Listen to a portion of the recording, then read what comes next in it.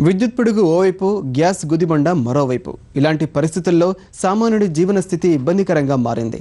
సర్చార్జీ మోతతో మధ్యతరగతి కుటుంబీకులు విలువల్లాడిపోతున్నారు. దీన్ని అధిగమించేందుకు ఔత్సాహికుడు నడుం బిగించాడు.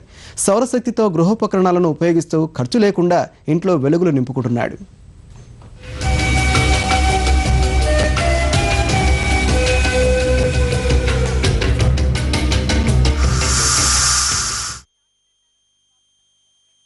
విద్యుత్ కోతలు అన్నీ ఇన్ని కావు. కరెంటు ఎప్పుడు వస్తుందో ఎప్పుడు పోతుందో తెలియని పరిస్థితి. బిల్లులు మాత్రం వణికిస్తున్నాయి. ఇలాంటి పరిస్థితులతో విసిగిపోయిన కాకినాడవాసి మోహన్ దుర్గా శ్రీనివాస్ సౌరశక్తితో ఇంట్లో విద్యుత్ నింపాలనుకున్నాడు. బీఎస్సీ ఎలక్ట్రానిక్స్ చదివిన ఇతను తొలుత 200 వోల్ట్లు గల సౌర పరికరాన్ని కొనుగోలు చేశాడు. తద్వారా వచ్చే కరెంటును ఇన్వర్టర్లో నిల్వ ఉంచేలా వైర్లు అమర్చాడు. తర్వాత ఇంట్లో ఉన్న అన్ని వస్తువులకు సరిపడే విద్యుత్ను సౌరశక్తితో వాడాలనుకుని నిర్ణయించి ఫలితం సాధించాడు.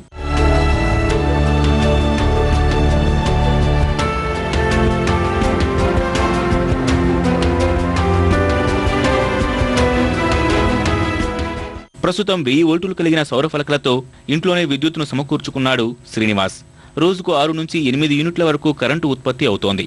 తద్వారా ఇంట్లోని అన్ని గృహోపకరణాలకు పైసా ఖర్చు లేకుండా వినియోగించుకుంటున్నాడు. కరెంటు కోతను భరించలేక, దాంతోపాటు గ్యాస్ కోతను కూడా భరించలేక విద్యుత్ ఛార్జీలు ఎక్కువ అయిపోవడం కారణంగా ఈ జనరేటర్ అవి ఆల్టర్నేటివ్ వెళ్తే పొల్యూషన్ పెరిగిపోతుంది. అందుచేతన మేము ఈ సోలార్ని ఎంచుకున్నాం.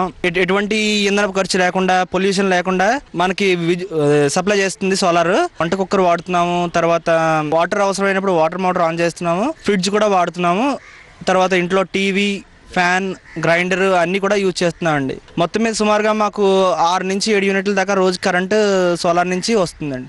ఇదే అవసరాలకు విద్యుత్ వాడితే ప్రతి నెల 12 నుంచి 1500 వరకు కరెంటు బిల్లు వచ్చేది.